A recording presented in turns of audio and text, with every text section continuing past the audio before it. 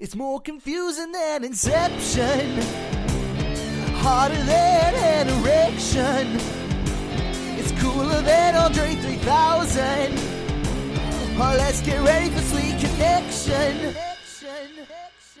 Hello and welcome to Sweet Connection. I am your host, Kat. Is with me today is Prince Charles himself. Oh, yeah. It's Charlie. How's it going? Hello. Your Majesty. I'm very good, thank you, my loyal subject. How are you? I'm very good, thank you. How have you been? A while ago, yeah, I've been good. I went on holiday, and Where'd you go? I went to Barcelona. It was lovely. Oh yeah. I probably have done some other stuff. It's been a while, but nothing I can remember. It was my birthday last week. That was cool. Happy birthday. Thank you. I'm not sure if I have spoken to you since I got engaged. Oh, congratulations! I don't thank think you have. Sorry, I just had to judge how long ago it was. How long have you been engaged? How horrible Since am I? May. Oh gosh, that's a long time. Why did I say gosh? It really isn't. What's wrong with me? So I'm a keen squash player. Okay. Right? So I play squash every week at work with some of my work colleagues. Very nice.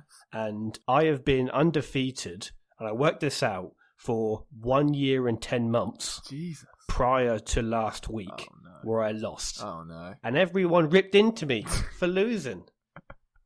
I got the shit ripped out of me by my boss, by my sort of big bosses, by people who are my own level. And I was just like, suddenly, every person was interested in me playing squash when no one was interested for the last year and 10 months when I was winning all the games.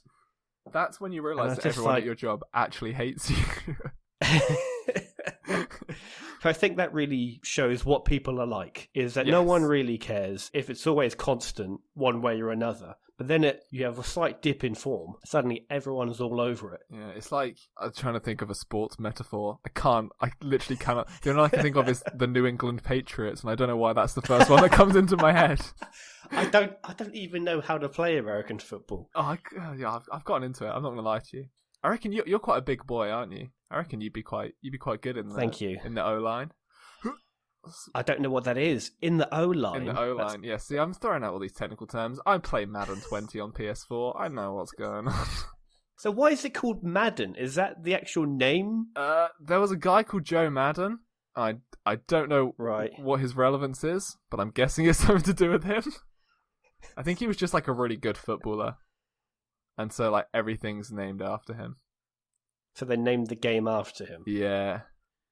Okay, so that would be like FIFA just being called Lionel Messi. Pele 20. Oh. Have you bought the new Pele game? Oh no, I'm In more fairness, about... I'd definitely buy Pele. It would be like PES versus FIFA would be like Messi versus Ronaldo. It's like SmackDown versus Raw. Oh, yes. So there's like wrestling games. Can we just spend the rest of this time talking about wrestling, please? We can, absolutely. Yes. I can do that. Are you... What is happening in the world of wrestling? Oh, I thought you brought that up because you enjoyed wrestling. I don't want this to be a one-way conversation. I enjoy, and I have enjoyed wrestling, and I certainly enjoy the athleticism, and I kind of vaguely know what's going on, but I don't watch it every week. So I can have a conversation about wrestling, and I can join in. Okay. But I don't exactly know what is happening. So Ric Flair is suing the WWE.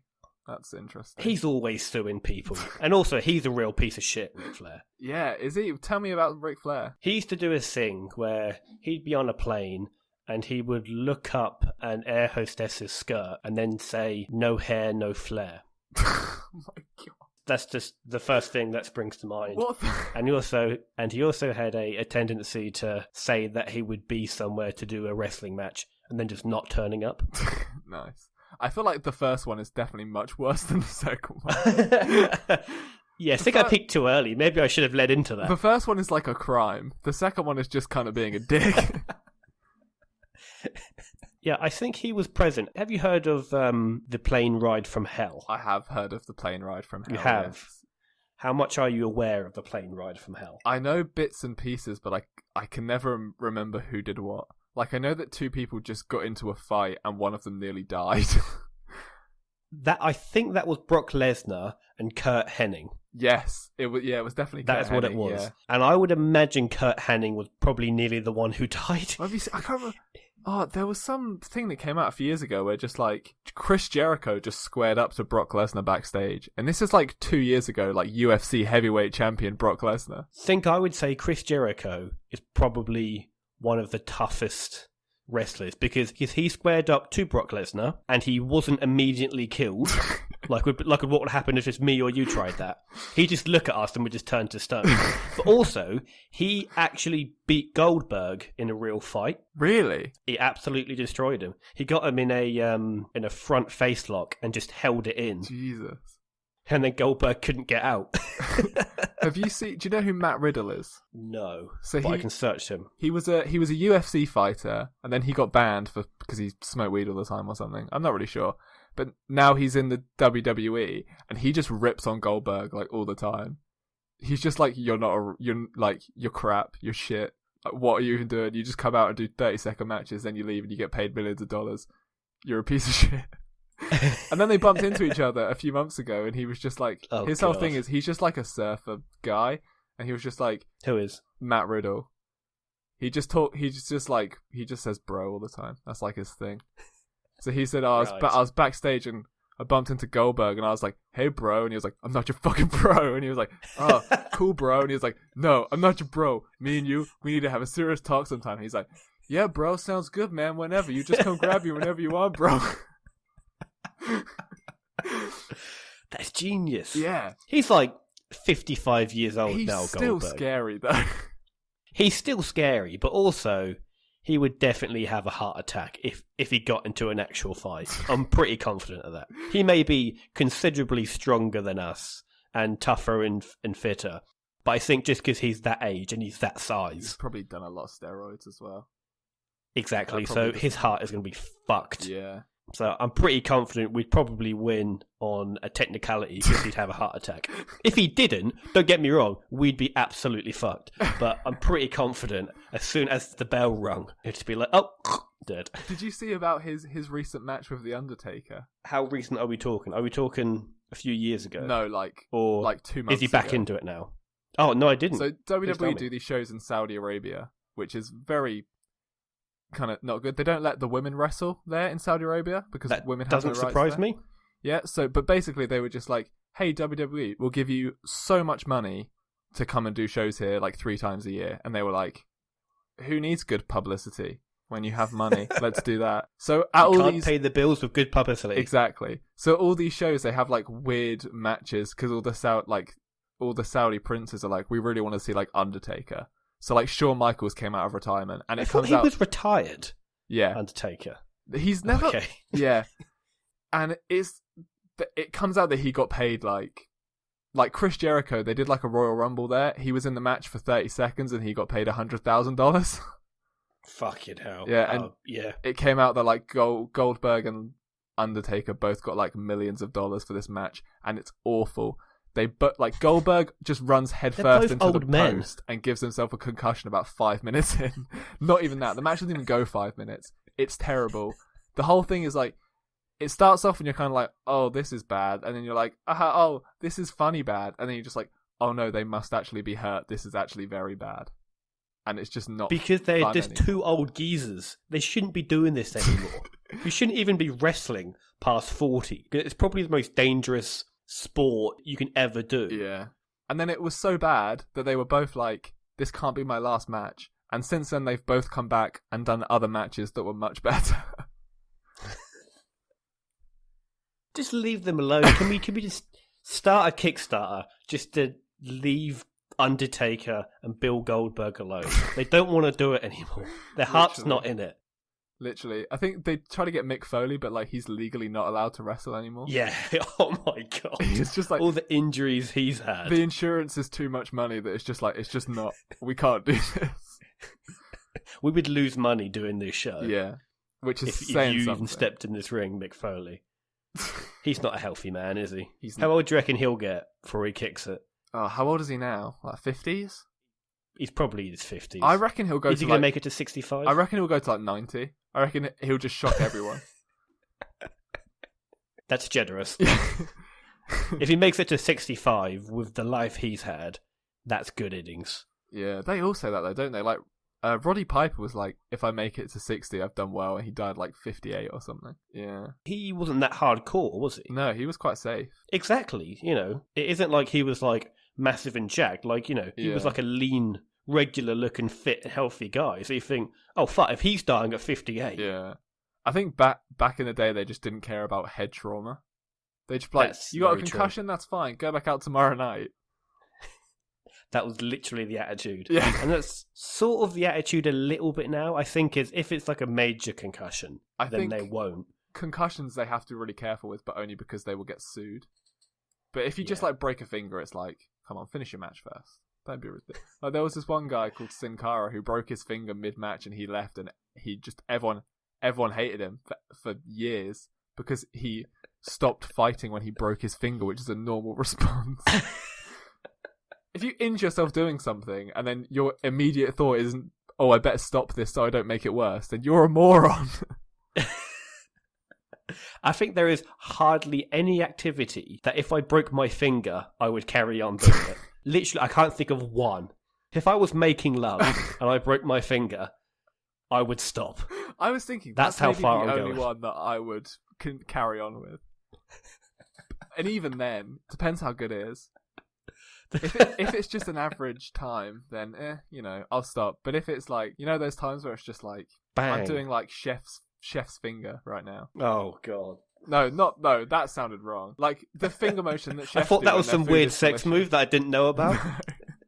The chef's finger. Yeah, when it's so good, I've whipped out the chef's finger. Then I'm not stopping. That's how you break it, though. It's quite a dangerous maneuver to start with. It's if she sneezes while you're doing the old chef's finger, it just breaks. Anyway, moving on to something slightly less depraved. Big news in the world of selection boxes. Okay. Did you know that there will be a new Quality Street chocolate coming out this year for Christmas? Wow. Please describe this chocolate to me in great detail. Okay. It is a chocolate-covered brownie. That's all the detail you get. Oh, wow. Okay, that's a game changer. Is it, though? Quality Street. I think Quality Street is the worst of them. I was going to say that, but Roses is worse. Okay, how would you rate these boxes? Okay. So we've got Quality Street, Roses, Heroes, Celebrations. Okay, well, I feel like it's a pretty easy order. It clearly goes, this is from worst to best. Yep. Roses, Quality Street, Heroes, Celebrations. Everyone says Celebration as the best one, and everyone's wrong. Heroes are the best ones. Heroes are trash. They're actual chocolate. They're not like Celebrations where it's always like, oh, this is Malteser. There isn't like an actual chocolate. I've like never solid heard someone bar of throw chocolate. shade at the Maltesers and Celebrations before. Oh, they're overrated. Oh, I think. Get out of town. You know what? The best actual like sort of chocolate in a selection box is the Heroes cream egg. I'll change my mind. I'll agree with you there. The cream egg there we is go. elite tier, but everything else in that box drags it down. I feel like, yeah, Heroes has the best one-off, but Celebrations has the best average. Because no one is picking Dairy Milk over Galaxy. Let's be real. You know what? I fucking hate Galaxy. Why would you eat Galaxy? You're not a 45-year-old woman. How do you know? Right? Dairy Milk is superior to Galaxy. Oh. It's too weak, Galaxy. It's very milky, isn't it? It's creamy. It's creamy and delicious, which is all you need. Moving on. Before I start swearing. Actually, speaking of me getting engaged, this date, as we are recording, is exactly 1 year until the big day. Oh, wow. Did you know that? I didn't. Oh, I didn't know you were engaged before. Okay, yeah, 20 minutes so ago. To be fair, that was always going to be a push. I didn't know when you were engaged, but I did know the exact date of you getting married. Yeah, I just don't know if you'd put the question yet, but I knew that it was all booked. That's a bit of a personal question to reveal online, but have you booked? Where is it? A nice venue? I'll say. I won't say where is the venue. What is the venue? But is it a nice venue? It's not in this country. Oh, very nice. It's in Lake Bled Castle, which is in Slovenia. Oh, nice. And I don't mind saying that because I have said it on the show before. Okay. Are you doing a destination wedding because you only want gifts and you don't want people to actually turn up? Only me and Laura are actually going. No one else is going. Not our parents, not her parents. Do you still get gifts? I don't know. I mean, I am still fine with my parents to actually pay for the wedding. I just don't want them to come. because one of my aunties got married in Australia, and I always Jesus. thought that was just because she didn't actually want anyone to come. So I kind of have this feeling that destination weddings are just like, yeah, no, we don't actually want anyone to come. But if it's just you and her, that's real sweet. It's a Wednesday, which is the actual day, and then the following Saturday, I've been convinced by her to have like a sort of party reception thing. Is that back in England? Yeah. So that'll be in our hometown. Do you have a romantic connection to Slovenia? No. Oh, okay. I didn't pick it, she picked it. Oh, fair she enough. saw the castle, she saw the lake, and was like, yeah, that'll do. Oh, fair enough. And it's in the middle of fucking nowhere. Beautiful. I think that, like, sort of part of the package that we have for the wedding, it includes some man in full medieval costume who will open up a bottle of champagne with a sword. I'm looking forward to that bit. The rest of it, more than the actual wedding. A dedication of lifelong love to my partner, Guy opening bottle of champagne with a sword, count me in. I want to see that. Is that how you got dragged into it? Was she like, look, I think it's time we got married, and you were like, I'm not really feeling it. And she's like, well, I found this place where they will open a bottle of champagne with a sword if you get married. Will you marry me? I'm told. That's almost exactly what happened. You know that the last time that I came on to your show, why did I do that? Yes. I talked about my story involving me pooing myself. Yes. Have you pooed yourself again? I haven't pooed myself, but I've got another poo story of my friend who shall remain nameless for obvious reasons. Is it Jason? It's not Jason. No. It's someone who has actually been on this show before, but I will leave him nameless. Is it Carlyle? I don't know why he would tell you this story, but... It's not Carlyle, right? Stop listing people it's not, right? Because then someone can just work out who it is and then message him online. No, we're not saying anything. He was in his parents' garden and he realised that he had forgotten his front door key to his parents' house. So he was just like sort of locked out of the house, and they went in, they were somewhere else. So he couldn't get in. And he's like, right, I really need his shit. And he was sort of panicking. And he had the key to his car. So my first question was just drive to a public toilet, but that didn't cross his mind.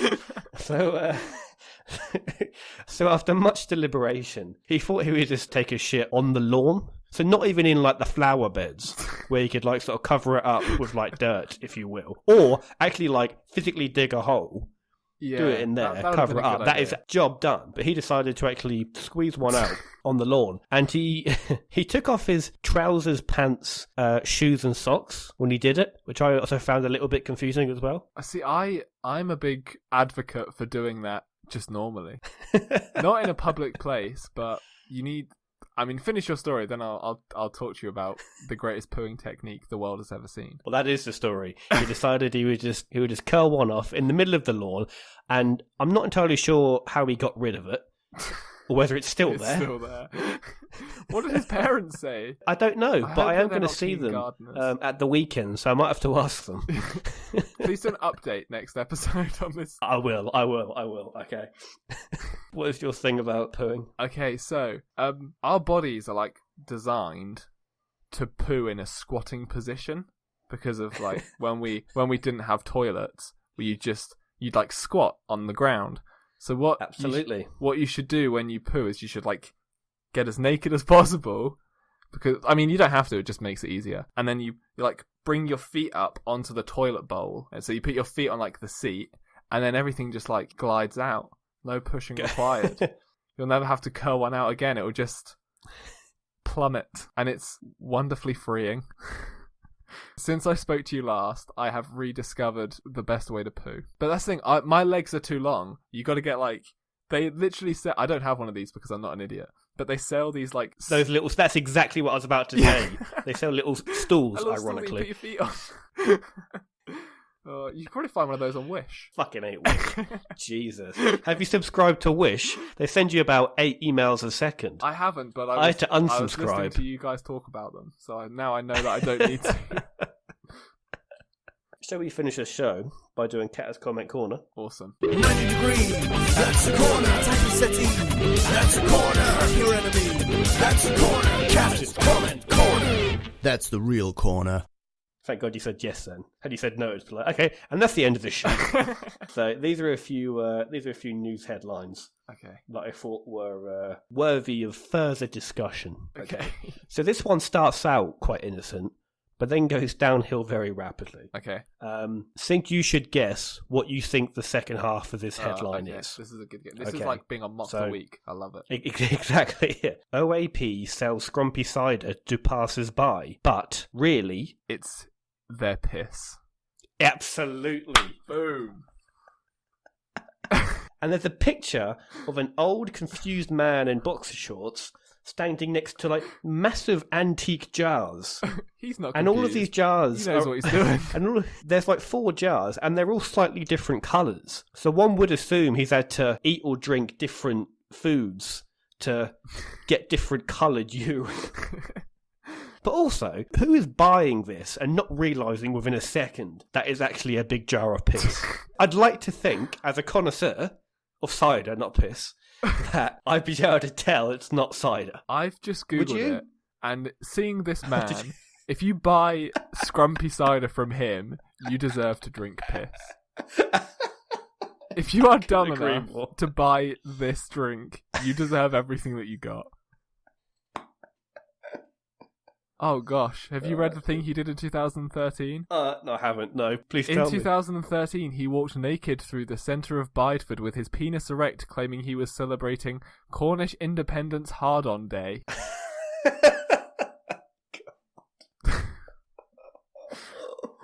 Oh, okay. Oh my god. That sort of explains this man why he is did the that, best man ever. Can I just read you his comment? There's nothing wrong with my Scrumpy. I never said it didn't have my piss in it. I decided to make my own cider using my urine after drinking some supermarket Scrumpy, which tasted like piss anyway. You know, I take it back. This guy's a legend. I think that might be the episode title. I never said it didn't have my piss in it. Because that's genuinely hilarious. Okay, if you're finished talking about your new hero. Yes, yeah. I've got another headline. It's thief breaks into fast food shop to make himself a midnight snack. So someone broke into Subway, not to steal anything, just to make themselves a sandwich. That guy's definitely stoned, right? Like, 100%. There is no way that he is not. It took place in Washington, D.C. Not sure if weed is legal when we're in Washington, D.C. I think it probably is, actually, to be fair. Probably. If I had to break into a fast food shop because I was hungry, I wouldn't pick Subway. I'd pick something better. Which one would you go for? I'd probably go for our local chicken shop, Favourite Chicken. Oh, of course. Sponsors of Sweet Connection. I literally had Favourite Chicken yesterday evening, okay, but the only reason I did is that we had a second fried chicken shop which had recently opened in Felixstowe, and I was like, you know what? I'll give it a try. I tried it. It was fucking dreadful. So I was like, all right, I need to get this taste of this shit fried chicken out of my mouth. And I will never again question Favourite Chicken. Fair enough. You can't argue with that logic, can you? Where would I break into? I don't know where I'd break into. For a midnight snack, see, the thing is, Subway's a good option because it requires no cooking. I was just thinking that, to be fair. I couldn't actually make fried chicken without probably scolding my face off. And probably burning down your favourite restaurant. Yeah. No. The architect of my own downfall. So, you know, I'm okay with this man's choice. I mocked it at the start, but I've come around to it. I just find... Well, you heard it here first. I'm sure that your local Subway will be listening to this thinking, right, we're going to prepare. We got to be ready for when he comes. I used to work next door to a Subway, and the manager of that Subway, or the franchise owner, I guess, she had the CCTV cameras hooked up to her TV at home. So she would sit at home and watch people working, and if they weren't working hard enough, she'd ring the store and have a go at them. Oh, can you, God. like, do you have anything else to I don't do think with that's your even life? allowed. Well, I suppose as long as she didn't have any cameras in the toilets, it's probably legal. It was just normal CCTV cameras for, like, security. Oh, okay. But instead of having them hooked up to, like, a back room, she just had them to her house. I'd say if it's her franchise, so if it's actually, that probably is legal, to be fair. I mean, it's sad that it's legal. Anyway, moving on to the final headline. Man cycles into river during BBC News broadcast on Brexit. Did you see this? I haven't seen this, no. Try and find it. Basically, it's just some fucking newscaster doing a perfectly innocent piece about Brexit in front of the river, and just some guy just cycles behind her, obviously like looks at her, and then just keeps going and just ends up in the water. Okay, I'm watching the video right now. Okay, it's loading. Okay, there's an advert. This isn't as juicy as I thought it was going to be. It's a girl sitting on an airplane. The food looks really nice. They've got some noodles. Always got a drink. Yeah. And the girl, fly better with Emirates. There you go. Free ad for Emirates. Okay, I'm watching it. She's talking. What a Wally. What a true professional. She's not even stuttered. She didn't even care She's not about even the stuttered. drowning human. What a legend. It's his fault for using his phone while cycling. Oh, that's fantastic. Well, we're going to end it there. So, Charlie, have you got any shows to plug? Yeah, I do a podcast with Carlyle, who did the intro for this show and the Go Fuck Yourself theme. And all-round nice boy. Guest also, I believe, previous guest. Where we take all of the songs by mid-noughties and now current pop-punk band Busted, the greatest band of all time. And we just rip into their songs, and we've put them all into a long overarching story called The Busted Theory. And it's really dumb, but it's quite fun. And then we rank all the songs at the end, and it's good. We've just finished the second album. We're just about to move on to Muck Busted, which is... Oh, let me tell you. Good. Have you ever listened to the Muck Busted album? Not the whole album. Nope, there is a lot of shit on that album. Like, a good 50% of it is intolerable. Ooh. I can't wait. It's going to be very fun. And I also do a podcast by myself, which Catters has been on, called Why Did I Do That? We talked about it a bit earlier, where I get people to come on and share embarrassing stories. And it's fun. And it's going to be coming back soon. How exciting. I'd just like to say thank you very much, Charlie, for being on the show. Thank you for having me back. Hope to have you on again soon. Thank you, everyone, for listening, and bye-bye. Bye.